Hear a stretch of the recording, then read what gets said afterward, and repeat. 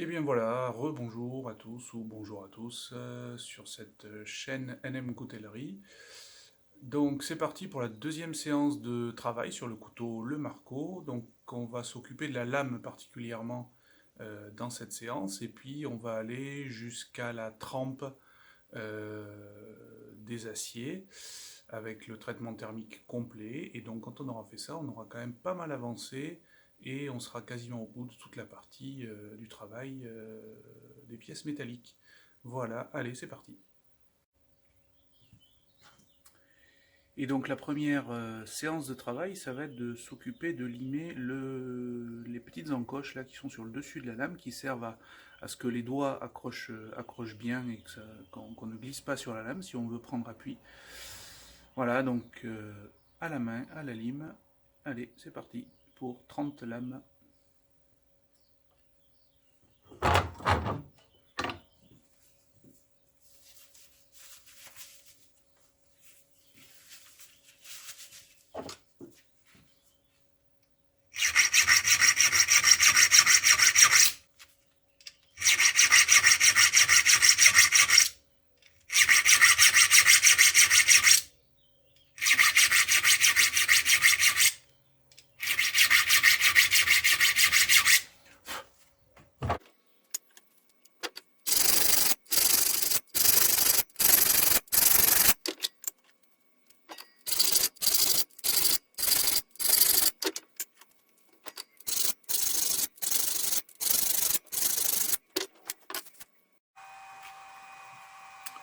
Voilà, étape suivante, retour sur la ponceuse à bande avec une bande de grains 120.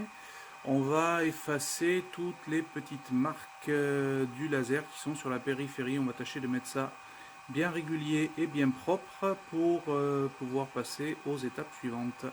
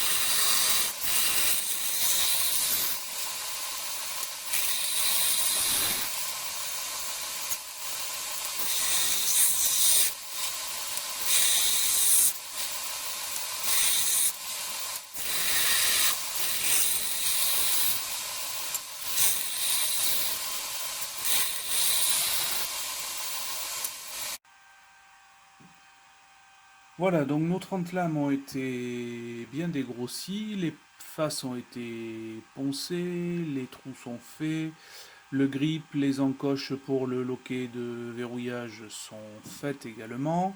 Donc maintenant on va passer à les moutures. Donc hop, les moutures, voilà, c'est ce biseau qui va permettre d'affiner la lame jusqu'à arriver au tranchant. Voilà, donc pour ce faire, on va revenir sur la ponceuse à bande, mais avant, on va faire un trait de chaque côté, voilà, pour servir de repère. Alors intellectuellement, utiliser un pied à coulisse, qui est un outil de mesure pour faire du tracé, c'est pas terrible, mais on fait avec ce qu'on a. Voilà. Et là, on fait gaffe quand on arrive au bout de ne pas riper, sinon on a une grosse rayure en travers de notre pièce, et après, il va falloir la re-effacer. Voilà, donc on va faire ça sur toutes les pièces et après retour sur la ponceuse. Alors, nous voici revenus sur la ponceuse. Donc, vous voyez que j'ai monté la lame qu'on vient de tracer sur ce magnifique gabarit. Alors ce gabarit, il va nous servir non seulement à maintenir la pièce, mais aussi, mais surtout, voilà, à la maintenir avec un certain angle par rapport à la bande, de manière à avoir quelque chose, quand on va poncer, de très très régulier. On peut faire ça, et souvent je le fais à la main, à main levée, mais là, comme il y a quand même une certaine quantité et on veut quelque chose d'assez répétable, voilà, je me sers de ce gabarit.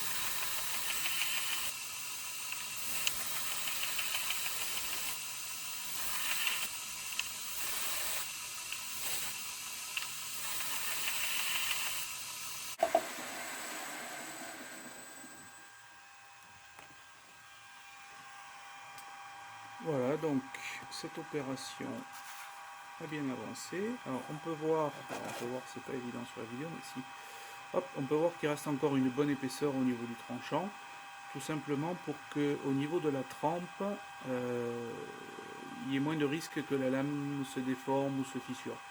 Et on affinera tout ça une fois que la trempe sera faite. Bien, à présent, il est temps de rendre ce couteau unique. Et donc, on va frapper le numéro de série.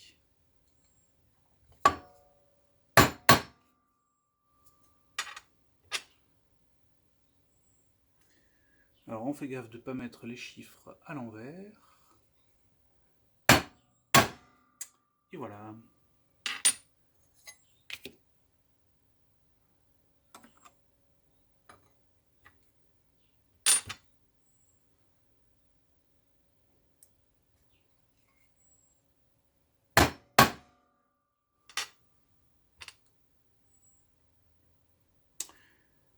Surtout le 6, il est facile à mettre à l'envers.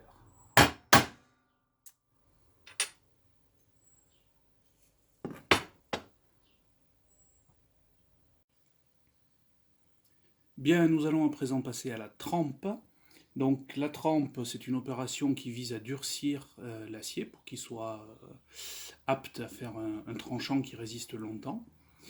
Donc pour durcir l'acier, cet acier-là, on va le chauffer à 1050 degrés à peu près pendant quelques minutes et ensuite on va le refroidir brutalement dans l'huile. C'est ce qu'on appelle l'opération de trempe.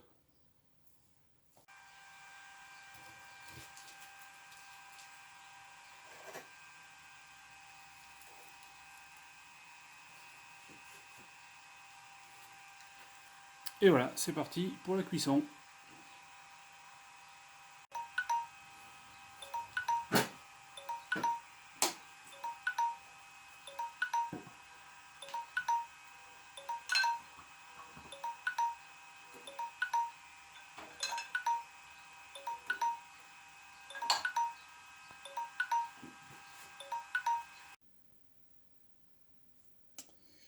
Et voilà, alors un moment important, on va tester la qualité de la trempe.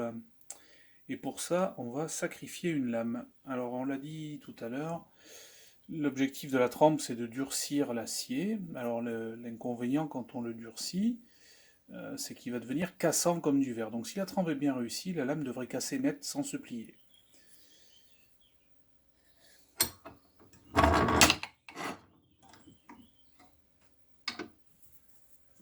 Alors on n'oublie pas les gants et les lunettes, parce qu'on ne sait pas ce qui va se passer.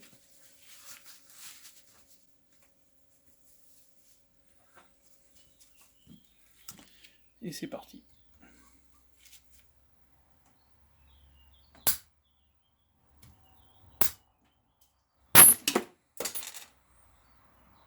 Effectivement, ça casse.